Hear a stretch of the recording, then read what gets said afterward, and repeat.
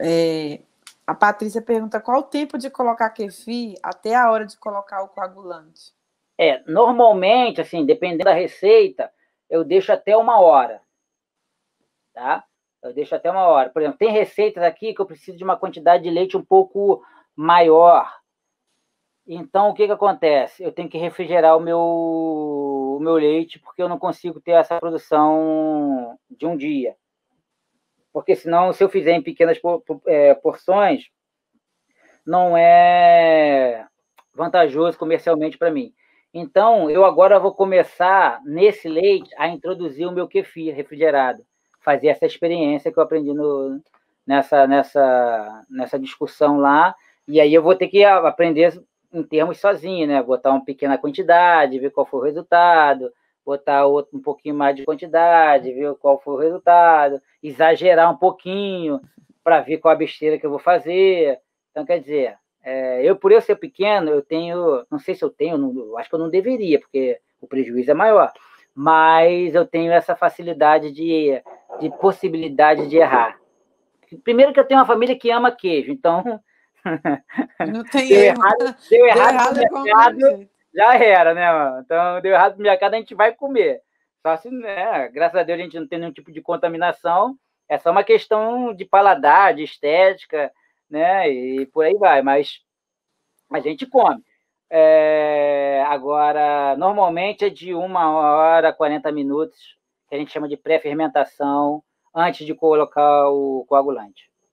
Welmi, e qual a acidez para adicionar o coagulante?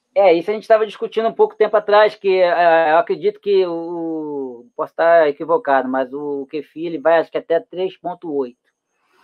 Então, eu às vezes exagero um pouquinho.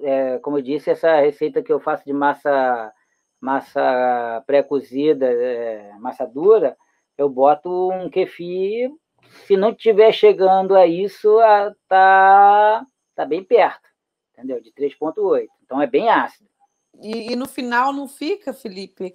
Eu estou te perguntando isso porque eu já consumi queijo de kefir maturado e no final tinha um pouquinho de uma acidez mais marcante. Mais de cabra ou foi de... Não, de cabra não, é de vaca. Engraçado, deixa eu contar uma... a gente ainda tem um tempinho? Tem esse detalhe. Uhum. Eu tive um problema de contaminação aqui com uma época que aconteceu o seguinte, a gente vai aquela coisa, ansiedade, né? A gente ia na feira e tal, e a menina, você não tem nenhum tipo de queijo de vaca, um queijo de vaca, um queijo de vaca. E aí eu fui pesquisar e comecei a adquirir queijo de uma cooperativa daqui da região. Engraçado, Fernanda, foi a única vez que eu tive contaminação. Entendeu? Contaminação externa. E olha que eu estou comprando leite de uma cooperativa, que é tratado, que é fiscalizado, que é tudo direitinho. Não, mas cooperativa é muita gente, tem que ter um controle. Entendeu? Eu trabalhei em cooperativa. Tem que ter um controle muito. Exatamente, entendeu? Mas foi a única época, tanto é que eu parei, eu não trabalho mais com queijo de vaca, porque, inclusive, contaminou a minha produção, como é o mesmo ambiente, né, na geladeira, contaminou um lote meu de queijo de cabra. Olha que loucura. E aí eu parei de trabalhar com leite comprado, mesmo sendo de cooperativa.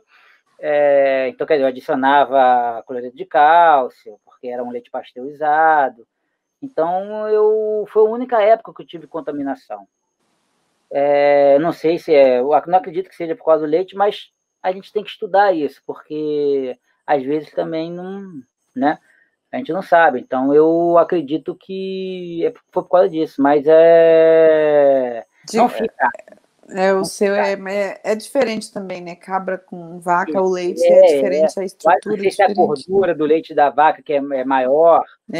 Tudo isso tem uma alteração no paladar. Pode ser que dê uma certa... Com certeza. É a gordura que traz o sabor, né? Então, exatamente. O fato de ser de cadeia longa Isso. E a de cabra de cadeia curta, menor, e aí na hora da maturação, lógico que vai ter a quebra da gordura, mas aí, tudo Fernanda, é o que eu falo. De repente, você vai. De repente, quem quer trabalhar com kefir, com leite de vaca, de repente ele vai ter que fazer um kefir fraco, 12 horas.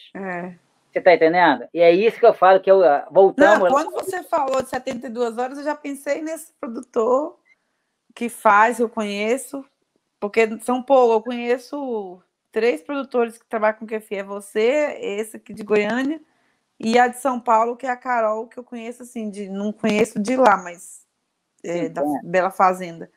Mas só, não conheço mais ninguém. Entendeu? Mas eu lembro dessa acidez que pareceu muito com a acidez do queijo canaça, que os queijos canaça têm alguns, não todos. Alguns, não todos, E que não é também tão assim, vantajoso, porque os meus clientes gostam dos que não têm muita acidez, eles não gostam de queijo muito ácido. Algum outro que vai lá e fala, eu quero um mais ácido.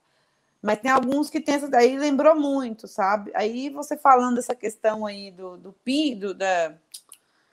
tempo, de que eu fiz 72 horas, eu falei, talvez... Eu pensei até em quantidade, eu falei, talvez tenha que usar uma quantidade menor. E é isso que é o dia a dia que vai... Por isso que entender o processo. Aí eu te perguntei da acidez, quanto que é do kefir, até para poder orientar, né? Porque o kefir, ele é forte, ele tem uma acidez...